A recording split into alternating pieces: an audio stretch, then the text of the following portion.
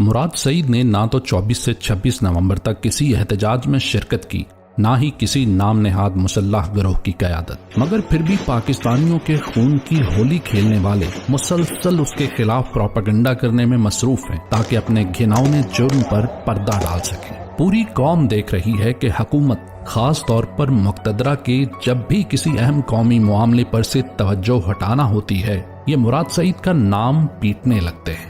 सब जानते हैं कि मुराद सईद बेकसूर हैं, मगर उन पर उनके ही मुल्क की जमीन तंग कर दी गई है। रियासती पहलवानों की ईमा पर इंतखाबी अमल तक से बाहर कर दिया गया। हालांकि रियासती मफरूरों और इश्तिहारियों को दुनिया भर से जमा करके पाकिस्तान लाने जैसा आलीशान फरीजा कोई और नहीं, पाक फिजाइया के तैयारे सरंजाम देते रहे। इमरान खान को पहले ही बता दिया गया था कि उनके नामों पर सुर्ख लकीर लगा दी गई है और अब उनका कूचा इस सियासत में दाखिला बंद है।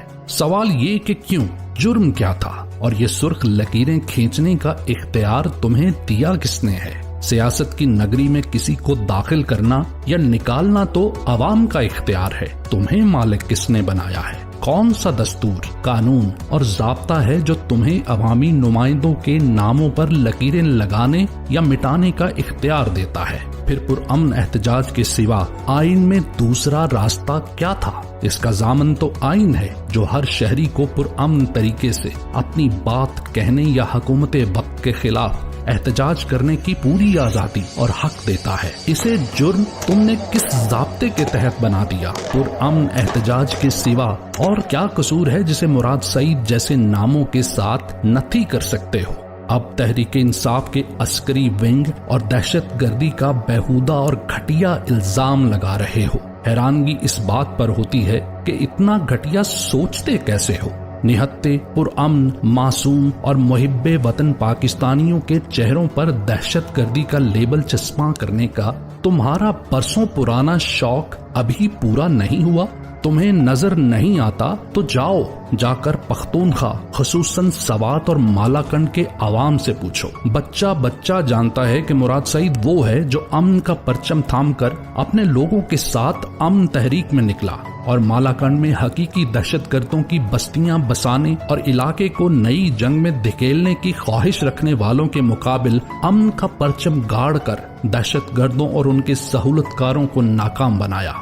इमरान खान की आवाज पर एक नौजवान अपने लोगों में निकलता है, रिकॉर्ड वोट लेकर पार्लिमान का रुकन मुंतखब होता है, फिर वफाकी काबीना का हिस्सा बनने का एजाज संभालता है और रात दिन अपने मुल्क, अपनी कौम की खिदमत में खपाता है। क्या ये सब उसे दहशतगर्द बनाता है? टाउटों के जरिए रोज कोई झूठा बयानिया घड़ा जाता है जिससे मिडिल क्लास के हकीकी नुमाइंदगान और मुराद सईद जैसे सियासतदानों को गंदा किया जा सके। इन बुज़दिलों और बेहमीयत टाउटों में ऐसी हमीयत कहाँ कि हकीकी किरदारों के नाम उनकी जुबान से फिसलें या ये उनकी मीडिया पर तशहीर की जिसारत करें।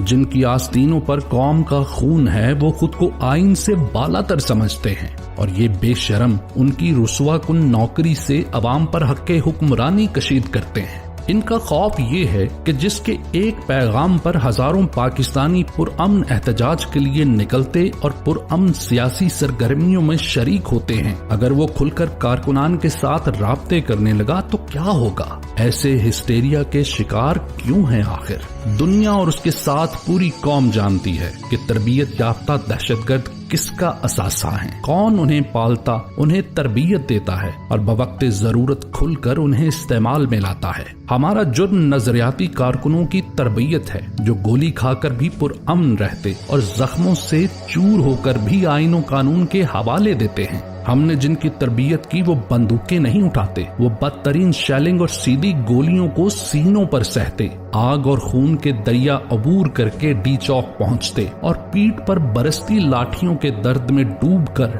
पाकिस्तान का कौमी तराना पढ़ते हैं। हमने जिनकी तरबियत की वो 9 मई जैसे जुल्म के बाद सरापा सब्र बनते और जुल्म का बदला वोट से का नारा लगाते हैं। उनके सब्र व इस्तेकामत की आवाज آج تمہاری ننگی ڈاکہ زنی کے باوجود ایوانوں میں گونج رہی ہے۔ غصہ آپ کو یہ ہے کہ ایک مراد سعید کو راہ سے ہٹانے چلے تھے، یہاں ہزاروں آپ کے سامنے سیسا پلائی ہوئی دیوار بن کر کھڑے ہو رہے ہیں۔ منہ سے جھاگ اس لیے نکل رہی ہے کہ جس ایک آواز کو دبانا تھا وہ نکارہ خدا بن کر خلق کی زبانوں سے بے خوف گونج رہی ہے۔ کون سا آئینہ توڑو گے؟ کس جھوٹ کی اوٹ میں اپنا خون آلود چہرہ چھپاؤ گے؟ وہ سامنے کنٹینر پر اللہ کے حضور سجدہ ریز ایک نہتے پاکستانی کو نہایت حقارت سے لات مار کر گرا رہے ہو، وہ دوسرے منظر میں ایک پرامن شہری واسطے دے رہا ہے کہ ہمیں گولیاں مت مارو، ہم واپس جاتے ہیں۔ دنیا تم پر تھوک رہی ہے کہ زندہ انسانوں کے بعد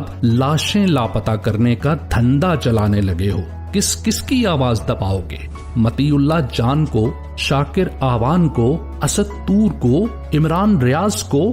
دنیا کے جریدوں میں ڈاکٹرز گواہی دے رہے ہیں۔ اب کسے الزام دے کر اپنی حیوانیت چھپانی ہے؟ میڈیا تمہارے شکنجے میں ہے، طاقت کے اندھے نشے سے چور ہو، پارلیمنٹ تمہارے گھر کی لونڈی، عدالت اور الیکشن کمیشن سب تمہاری مٹھی میں قید ہیں، تو کون تمہارا کچھ بگاڑ سکتا ہے؟ کیوں بوکھلا گئے ہو؟ کیوں اپنا چہرہ نوچ رہے ہو؟ بس کر دو اور پاکستان اور پاکستانیوں کو جینے دو۔ جبر تم نے کیا، ظلم اور یزیدیت کی ہر حد تم نے عبور کی، اب بس کر دو اور شہداء کے مظلوم لاشیں لواحقین کو واپس کر دو، نہیں تو یوں ہی جھوٹ تراشتے، بے سروپا بیانیے بناتے، اپنے چہرے نوچتے، خود کو بے نقاب کرتے رہو گے اور پوری دنیا میں سراپا مذاق بنتے رہو گے۔ تم سب چھوڑو اور قوم کو بس ان سوالوں کے جواب دے دو۔ نہتے پرامن پاکستانیوں پر گولی کیوں چلائی؟ شہداء کے جسد خاکی کدھر ہیں؟ اللہ کے حضور سجدہ ریز پاکستانی کو کنٹینر سے نیچے کیوں پھینکا؟ دارالحکومت میں کربلا کا میدان کیوں سجایا؟ صرف چند سوالات۔